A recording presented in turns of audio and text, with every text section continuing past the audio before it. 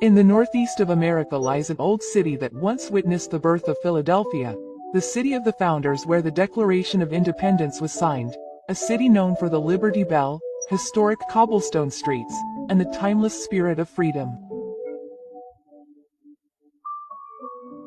But behind the hustle and bustle of the Reading Terminal Market, the grandeur of the independent Jahole, and the modern spirit of the skyscrapers, there is another side that is rarely highlighted. In narrow alleys, under bridges, in the corners of city parks, there are those who walk without direction, sleep without a roof, and live without certainty. Those who have lost their place, lost their voice, sometimes even their name.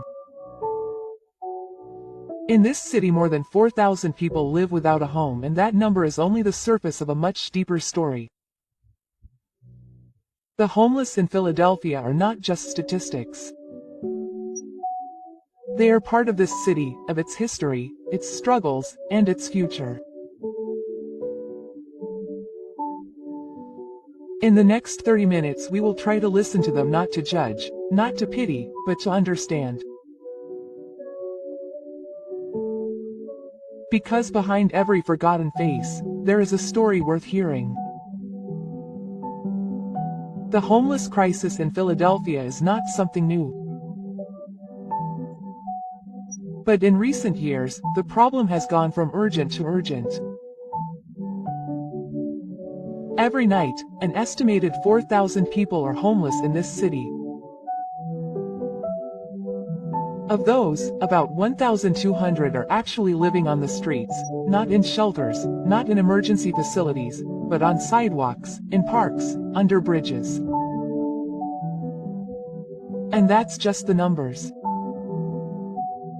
Many more live in what's called hidden homelessness. Sleeping on friends' couches, in cars, or in unseen places.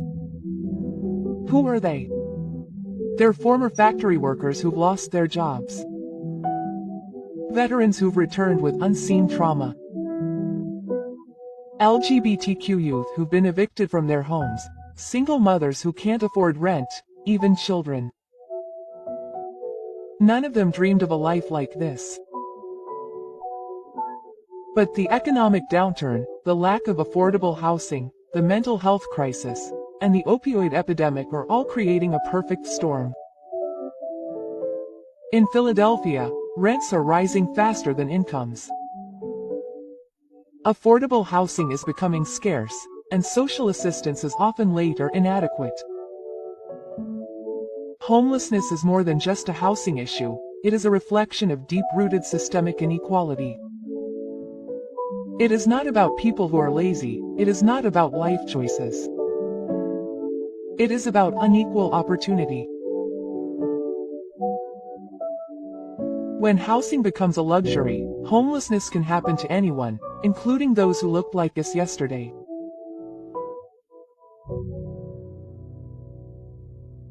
Imagine waking up every morning without a roof over your head. No alarm, no hot coffee, no bathroom, just the sky and the cold that penetrates your bones. On the streets of Philadelphia, routine is not about work or school. Routine is about survival.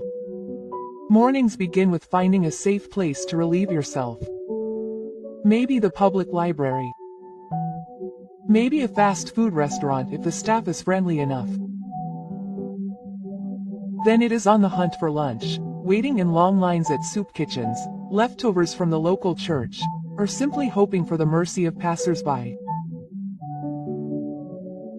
Every step on the street carries a risk, losing belongings, being stolen in your sleep, being accosted by the police, or being completely okay. Sleep is never restful. Sometimes on a park bench, sometimes in the corner of an alley with cardboard as a mat. In the winter, the cold can kill silently. And in the summer, dehydration strikes without warning. Those living on the streets are not just homeless, they are also losing their sense of security, their privacy, their dignity. Many try to keep up appearances. They shower at shelters, comb their hair, hold on to the last shreds of self-respect. But it's hard when people stare at you askance or turn away as if you don't exist. We talk about the homeless as one face. But there are thousands of faces and thousands of stories in the traffic and the hustle and bustle of the city. Their lives are moving slowly, sometimes not at all. But what hurts most is not the hunger or the cold. It's not the lack of beds. What hurts most is when no one sees them. When they are considered non-existent. Philadelphia is not standing still. In the midst of the growing crisis, efforts are underway to stem the tide of homelessness. Across the city, emergency shelters are emerging. Shelters that open their doors to those who have no other choice. Every night, hundreds of beds are filled. But every night, many more are forced to sleep outside because of limited capacity. Some shelters require people to arrive early, to register before the lines fill. Some have strict rules, no luggage, wake up early, and go out before the sun is fully up. Some find it helpful, but many feel unsafe. For some, living on the streets, even though it is hard, feels more humane than sleeping cramped in a room full of strangers with no privacy and no peace. Behind this system, there are thousands of social workers and volunteers who continue to fight. They walk the city's alleys, bringing food, blankets, and conversation. They know names that others forget. One organization that is the backbone of social assistance in this city is Project Home. Since 1989, they have been building not just shelters but also hope. They believe in the principle of housing first, that the basic need for shelter must be met before talking about jobs, therapy, or rehabilitation. In addition to Project Home, there is Broad Street Ministry, which opens its doors to anyone who needs a shower, lunch, or just a listening ear. However, all of this is not enough. This system works hard, but it faces huge challenges.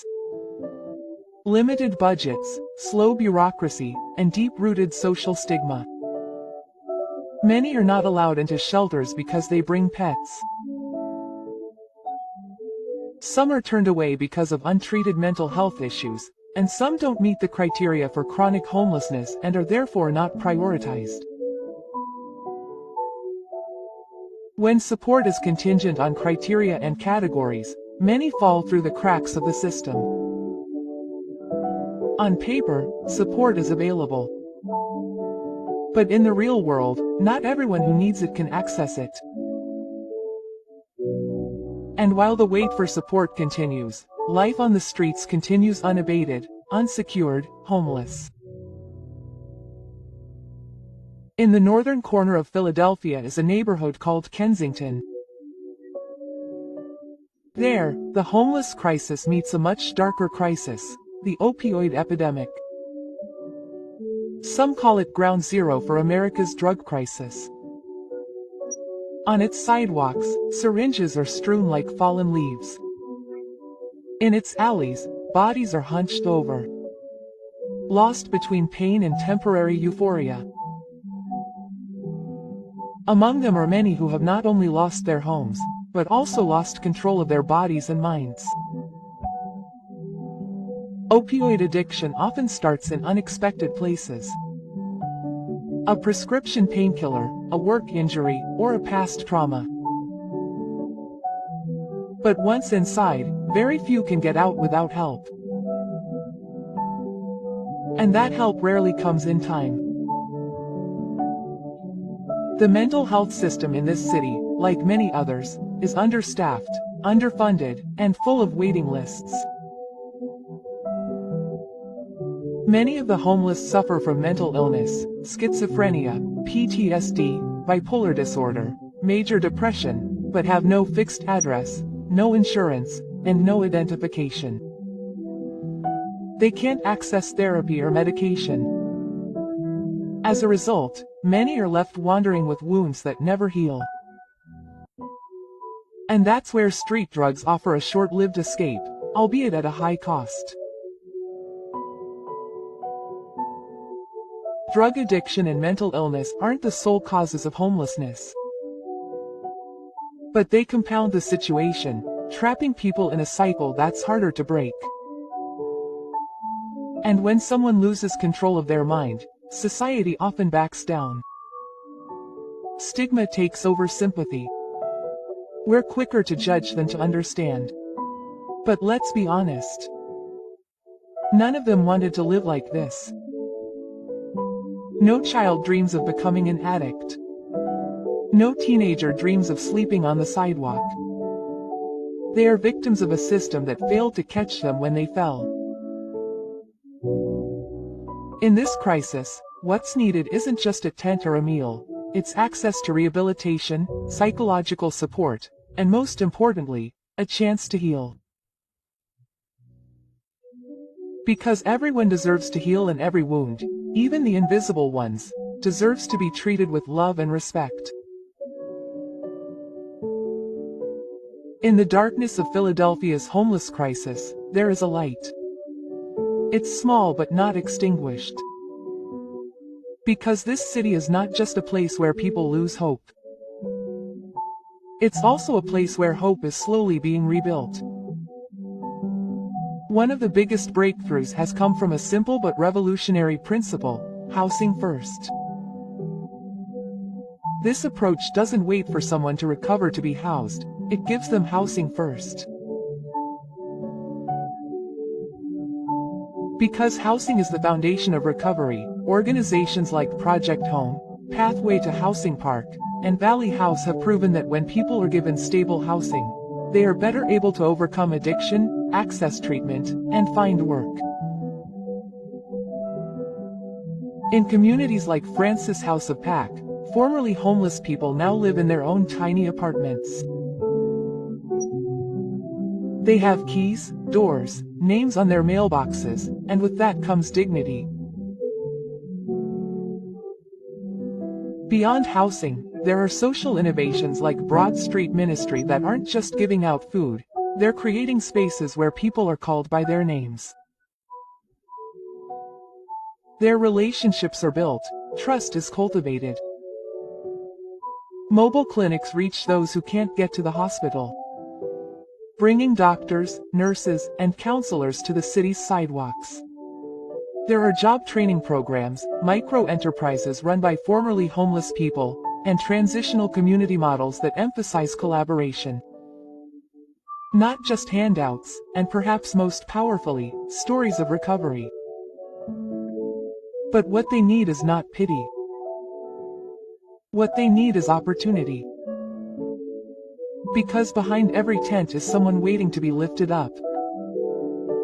Behind every dark story, there is the potential for a brighter chapter. And in the city that was once the birthplace of freedom, maybe it's time for Philadelphia to once again be a birthplace of hope. Not just for the nation, but for every human being, especially the most forgotten. Along the streets of Philadelphia, from downtown to the hidden corners of Kensington, there are thousands of stories that play out unnoticed. They don't make the headlines, they don't trend, but they are real and they are part of us. Homelessness is not just about losing a place to live. It is a cracked mirror of our system. A mirror that shows how easily someone can fall and how hard it is to get back up. We might ask, why don't they just get a job? Or isn't there help? But the more honest question is how we can live comfortably when so many are sleeping on the sidewalk. Maybe those on the streets aren't just people. They could be us or someone we know who one day has an accident, loses a job, is abandoned by a partner, or falls into depression. Because in life the distance between home and homelessness is often just one disaster. So what can we do? We can start by seeing them not as a nuisance, not as a problem to be eliminated, but as human beings with wounds, hopes, and equal rights. We can support policies that support social justice. We can choose to care even in small ways, saying hello, giving time, or even just not judging. Because big changes always stem from small courage, the courage to care. In this city, houses stand strong, buildings tower high. But the strength of a city is truly measured not by the height of its buildings, but by how it treats those who are most vulnerable. And maybe when we truly understand what home means, we will realize that home is not just a place to live, but a place where someone feels worthy of living.